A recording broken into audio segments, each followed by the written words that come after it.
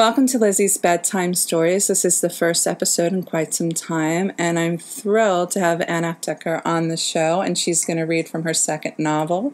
Welcome to the show. Well, thank you, Liz. Thank you for having me here. So you write cozy mysteries. No, I'm kidding. No! Grr! That doesn't mean I won't write one, but I haven't yet. I love it. I got a rise out. You write cozy mysteries. That's like telling somebody who writes, simply, it's just like it's pop opera. What are you doing? What are you talking about? It's not pop. Blah, blah. Anyway. So, for those of you who've never been on listening to Lizzie's Bedtime Stories, this is a platform where authors can do longer readings than what you would see in public. And she is going to read a chapter for us. And if you could set that up, it'd be great. Well, okay, it's from the second book in the Canter Gold series, the Canter Gold crime series. The first book, of course, was Criminal Gold. And that first book introduces the character of Canter Gold. And the series takes place in the 1950s or mid-century, mid-20th century New York. The first book, Criminal Gold, took place in 1949, and the second book in the series just released is Tarnished Gold, takes place in 1950, and the third book in the series, which I'm currently writing, takes place in 1952, and the series will go through the 1950s. And Canter Gold is an outlaw. She's a criminal. She's an art smuggler. And the reason why she opts to live her life as a criminal, specifically to live outside the law, is as a lesbian, specifically a very well-dressed butch dyke in that time in New York, that time in America, her very life, just by virtue of romancing women, is illegal. She was considered a criminal just for breathing, just for being alive, because she romances women. She has a preference for women. So she figures that, well, if the law is going to consider me a criminal just for being alive, I may as well really do it and just not have any loyalty to society's rules and regulations at all. So she lives her life by choice as a criminal. She loves art, so she's become an art thief and an art smuggler. So that's what the Canter Gold series, that's the basic framework of it. And the series allows me as an author to talk about things that matter to me, about social consciousness, social justice, the oppression of the law, and so on, but without being preachy about it. By writing these, really juicy mysteries and crime stories, just wonderful page turners with gangsters and femme fatales and all of that, and yet addressing issues that are very, very important to me. And by putting them in a historic context, I also get to explore LGBT history, particularly dyke history, at a time when it was very rich and very beautiful. And I don't want that history to sort of go away in our more modern times when our rights and privileges and marriage equality and all of that are becoming a reality. It's easier to be gay and LGBT now than it was, of course, then. But I don't want that glorious history to go away, so I use it as part of my framework for things that I want to talk about. So that's the basis of the series. Tarnished Gold, as I say, takes place in 1950, and I'm going to be reading from the first chapter, which sets up the story for this particular caper. As I say, she is a criminal, and I take you through the criminal underworld. And she meets all kinds of people along the way. Further along in the book, she meets this society dame and so on, and all kinds of lusty stuff ensues. But in the meantime, I'll start off with chapter 1. So, Liz, should I just give it a go? Should I just go ahead? I'm ready. Okay. So this is chapter 1 of Tarnished Gold. And it opens on a freighter sailing into New York Harbor in the year 1950. The first killer to come at me tonight is the wind.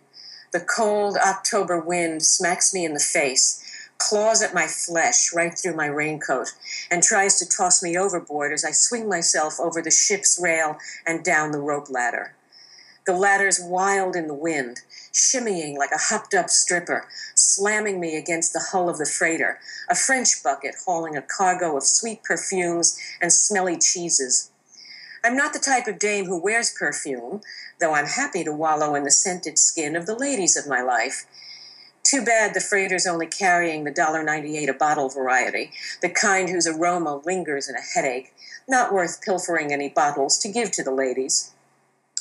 But if I want to live long enough to enjoy a classier variety of perfumed nights, I need a better handle on this rope ladder.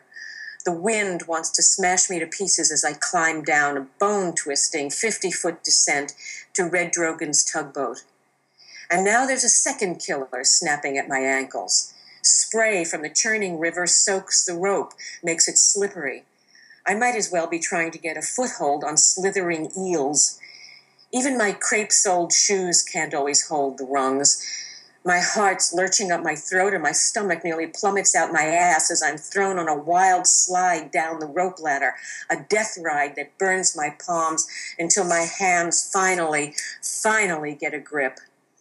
My heart and my stomach crawl back where they belong. After a few deep breaths, trying not to choke on the sea spray flying down my throat, steadying myself best as I can, I climb down the rungs again, only to face one more killer, the one waiting for me at the bottom of the rope ladder. The killer who wants to crush me to death, because if I misjudge the jump to Drogon's tug, I'll land between the tug and the freighter, crushed to a pulp and bony splinters. This is a hell of a way to slip a priceless piece of art through New York Harbor, but I'm in a dangerous racket, a smuggler of fine art and other treasure. The harbor is the front door to my business, and business is booming. The American engine's gone into overdrive since the Second World War ended 5 years ago, cranking out prosperity as fast as the mint can print money.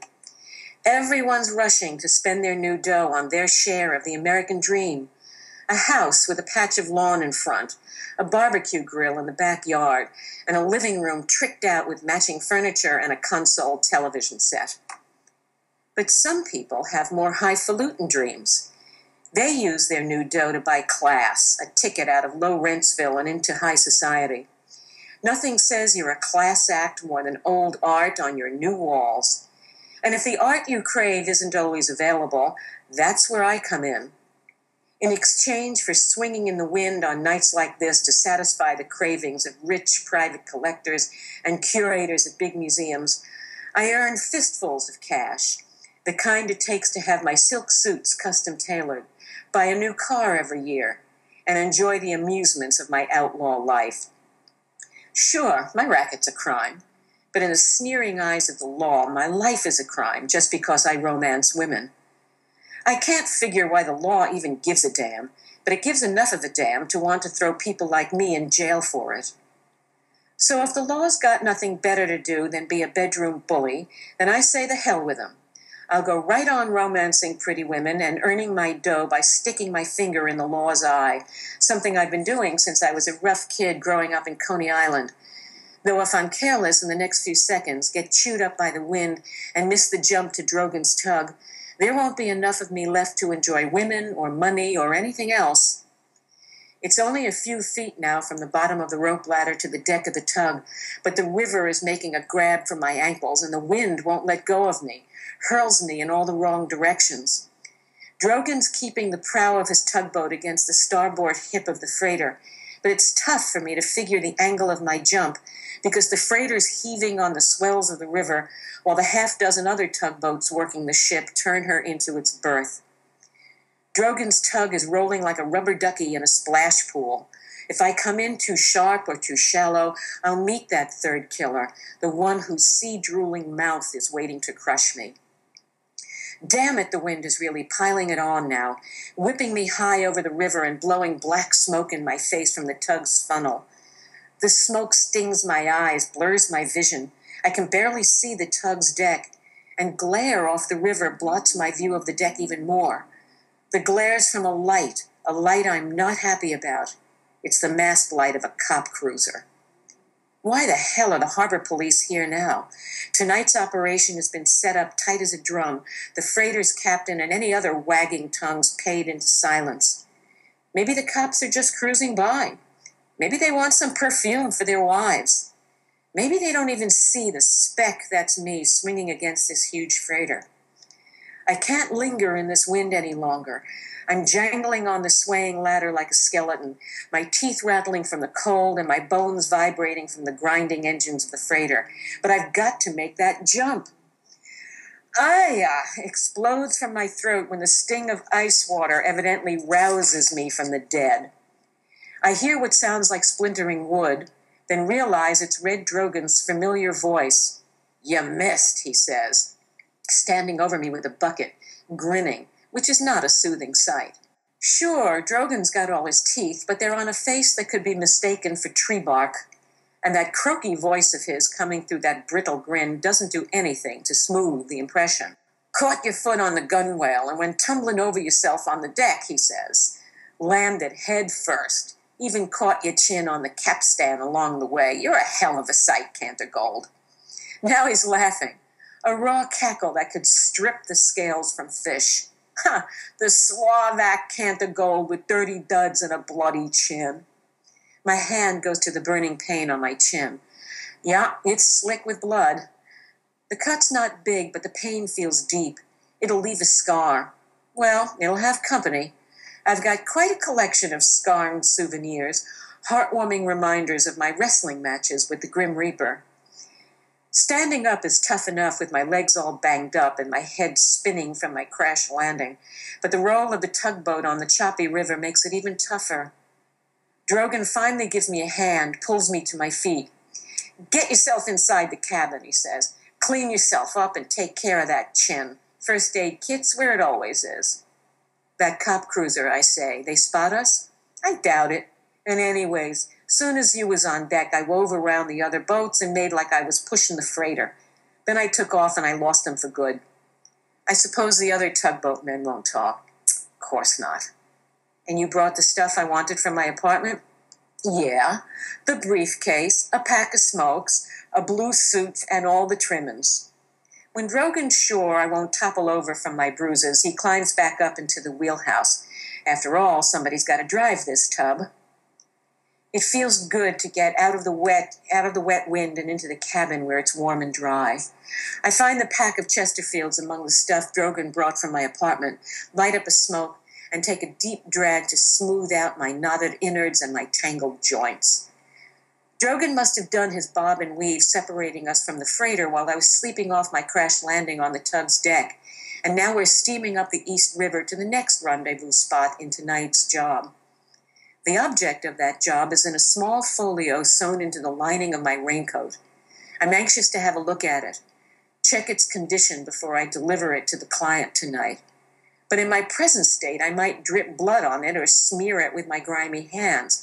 So checking it will have to wait until I've cleaned my bloody chin, washed the sea and the soot off the rest of me, and changed out of my dirty clothes and into my dark blue pinstripe double-breasted suit and all the trimmings, as Drogon calls them. A pale yellow shirt with ruby cabochon cufflinks, blue and gray striped blue tie with red highlights, pale yellow socks, oxblood cordovan wingtips, and a dark green wool overcoat and brown tweed cap I'll put on when I go ashore.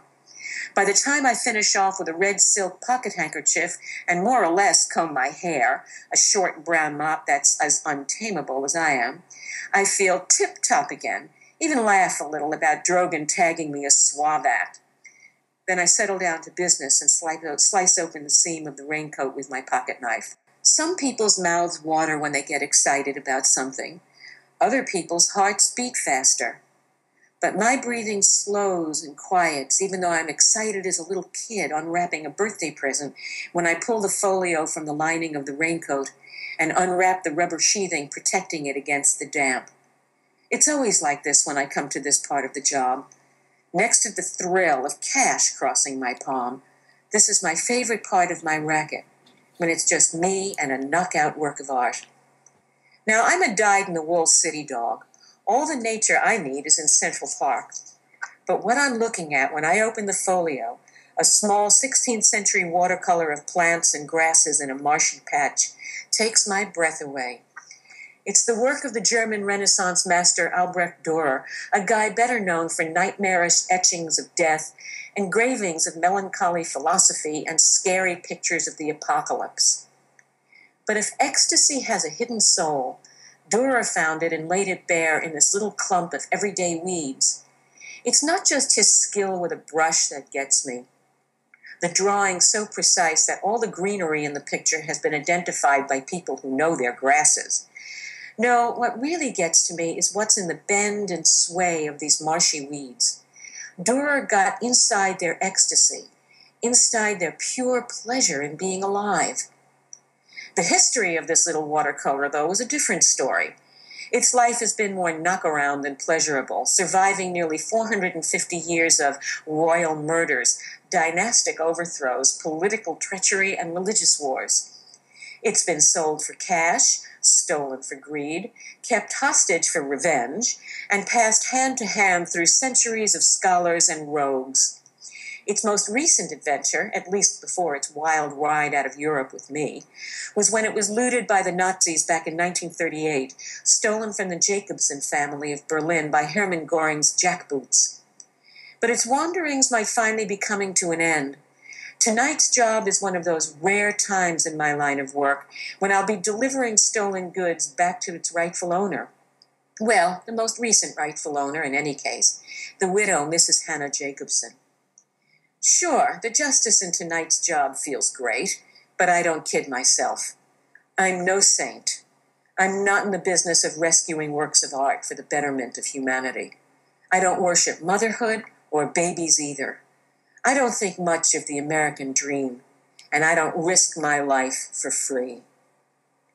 First it was wind and water. Now it's filth and fumes. I may be the master of a high-class racket, but I pay for it by risking my life and having my senses molested.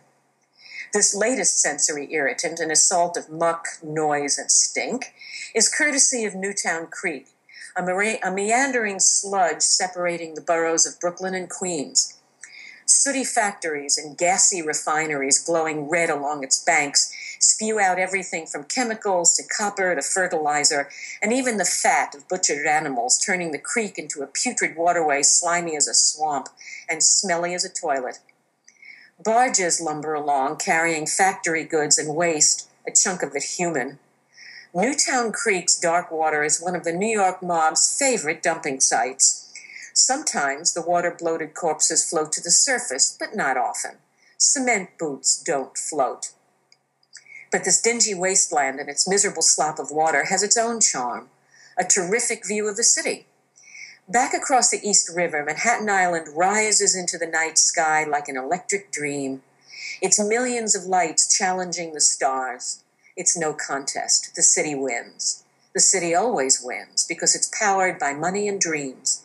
Nothing burns brighter than money or hotter than dreams. But Drogan didn't ferry me into Newtown Creek for the view. I'm here for a rendezvous with the beautiful Rosie Bliss, a cabbie with daredevil driving skills and a taste for my outlaw life. Her talents and tastes make Rosie the perfect driver for my racket, reliable on the pickup, fast on the getaway. She also has a fondness for the knife-like scar above my lip, which she likes to explore regularly. And while she's at it, she explores the rest of me. I like exploring Rosie, too. She has a number of scenic peaks and valleys where I enjoy spending time. Our rendezvous tonight is in a backwater along the last branch of the creek. Assuming Rosie's on time, and she always is, Rosie never lets me down. She's already parked her cab on the abandoned pier.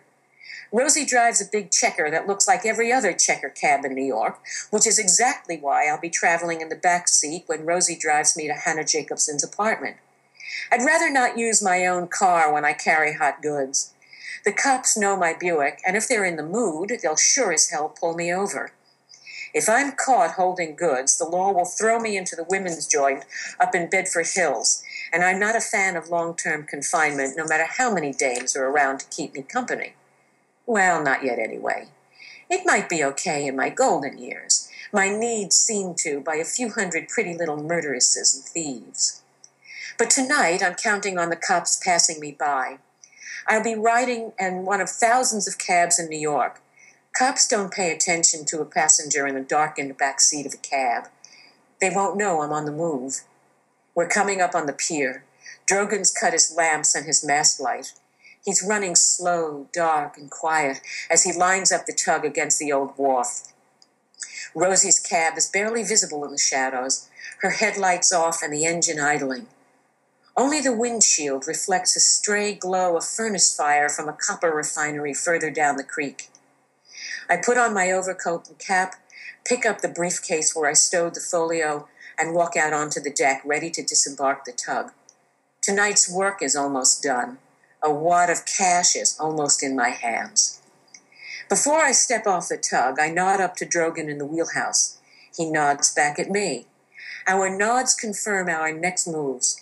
He'll pilot the tug to an even more out-of-the-way spot, maybe even out to sea, and sink my raincoat and my other clothes where they'll never be found.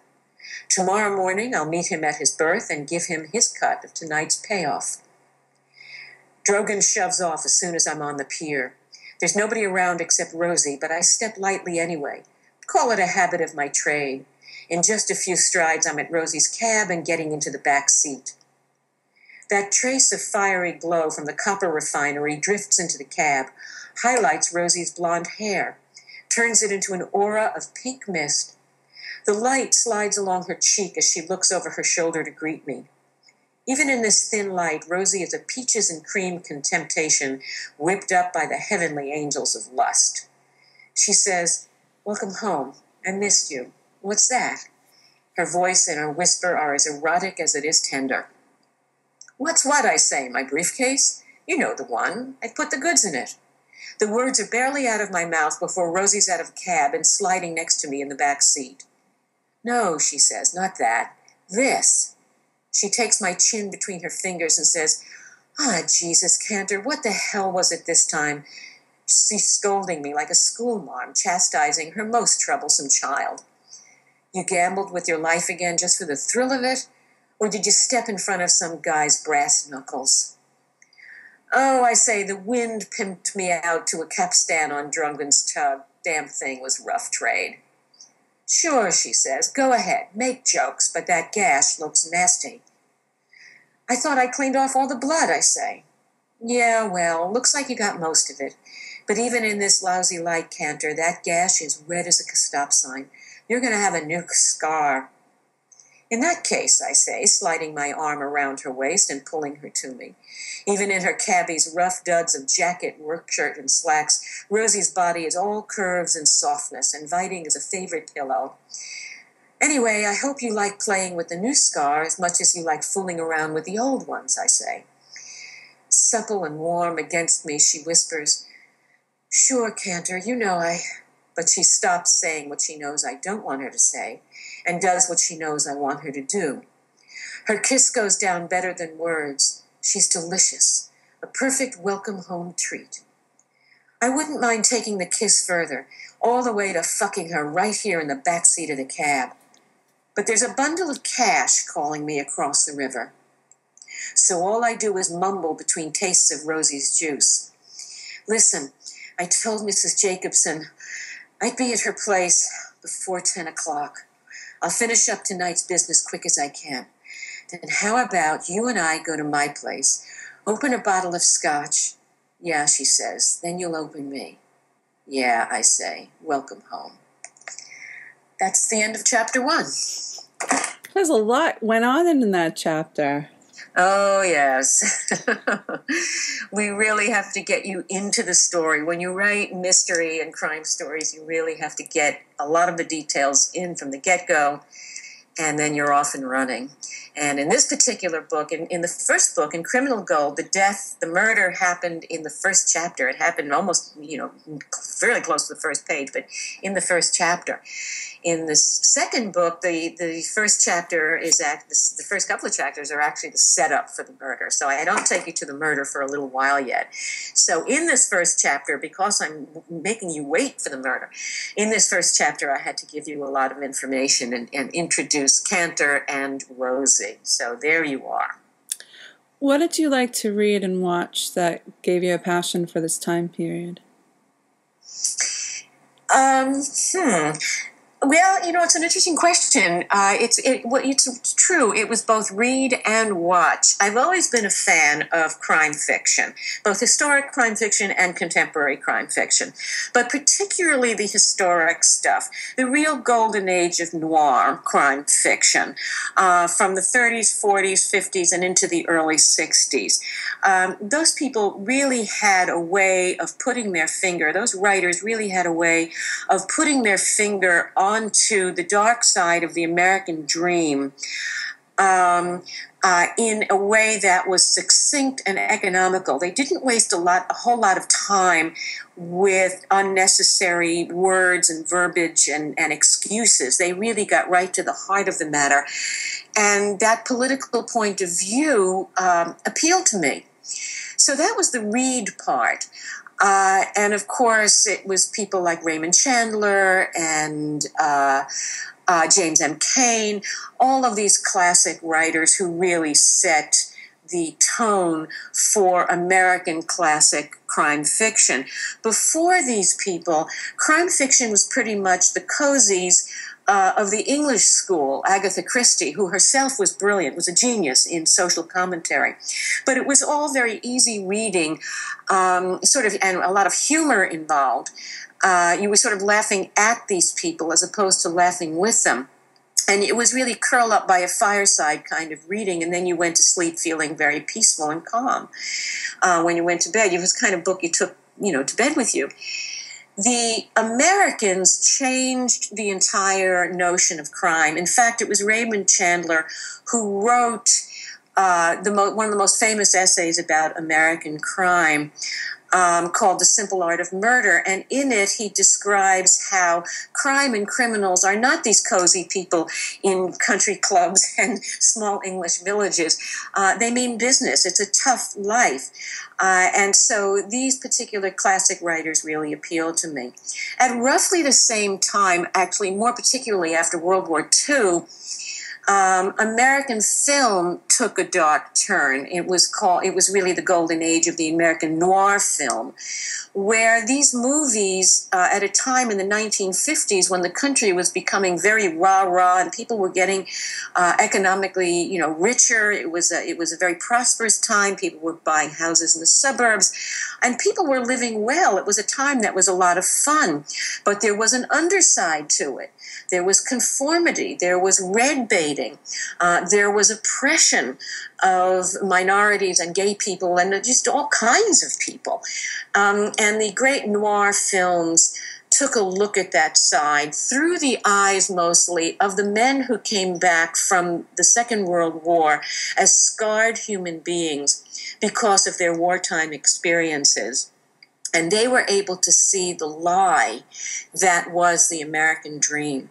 So to answer your question, the classic crime series of the 30s, 40s, 50s, and early 60s, Jim Thompson being the master of early 60s, and the noir movies of the 50s were really my influences. And of course, the characters in these books and films, being a dyke myself, there's nothing quite as appealing as a femme fatale, just really juicy, wonderful, sexy ladies. And by writing in that genre enables me to have fun with my own femme fatales in various books. So I hope I've answered your question. Yes. Actually, what's so funny is you were talking, I have an anthology coming out. It's called Through the Hourglass, and Anne Bannon let me excerpt from Bebo Brinker. And wonderful, yeah. And I had never read her work, actually. I had interviewed her because, it was very auspicious. I was able to interview her for the Author Salon, where I have this set questions that I ask all these different authors and get various answers. Anyway, so I was reading her piece and I was like, wow. Yeah, she's a master. Yeah.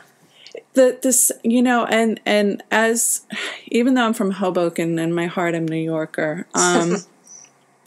and so like I was listening to you read, and then also when I was reading what she had written, it just kind of hit you square in the chest because you have a sense for New York, and in the last 15 years or so, New York's been getting cleaner and sanitized and all these, you don't get to see, like we're the weirdest people in the world. Fuck that gentrification crap is ruining the joint. And my neighborhood is gentrifying, which is scaring me to death. But what are you going to do? It's just this ongoing train. Yeah, no, and it's so funny because growing up in Hoboken, when I was a kid, it was much more of a working man's town. Right, but now it's gentrified almost beyond recognition. Yeah. Yeah, it is. But what's really funny is that when you grow up in a life that has that chiaroscuro, that like darkness and light, you find yourself much more tugged in. So as I was listening to you, I was very tugged into that particular, the cadence, the language, the time period, the details. And oftentimes people poo-poo historical work. And I'm like, well, some of this shit is really good. Some of it's a snooze, just like anything can be a snooze. But I have always been a fan of really delicious language, and one of the things that I appreciated about your reading was just you didn't like slap things together. Yes, we have this very swanky, cocky thief who's obviously get the sex pot and all that kind of stuff like that, but there was a lot of thought, a lot of history, a lot of research. A lot goes into that, so I can understand why you don't like crank them out every 3 months. Oh God, no! Oh no! No, there's a lot of research, but you're right. When you spoke about language, I was really happy to hear you say that because language is really important to me. There's a music to the English language. And there was a music to the language of the street. And there still is. It's a different music, but there always was one. So when I write, each and every word is important. I can't just say, well, this word will do. It won't do unless it's absolutely the perfect word for that description or that character to come out of that character's mouth. I won't, I'll keep searching until I find it.